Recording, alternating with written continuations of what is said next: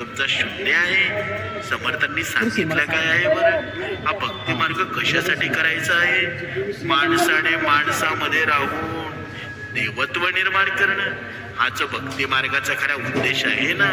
मग जर आपण ज्या कारणासाठी भक्ती मार्गामध्ये आलो आणि ते कारणाचं आपलं सक्सेस झालं नाही तर त्या भक्ती मार्गाचा काही उपयोग आहे का? म्हणून अगोदर आपले कर्म व्यवस्थित करायला हवे. माणसामध्ये आपण देव बघायला हवा, प्राणी मात्रामध्ये आपण देव बघायला हवा.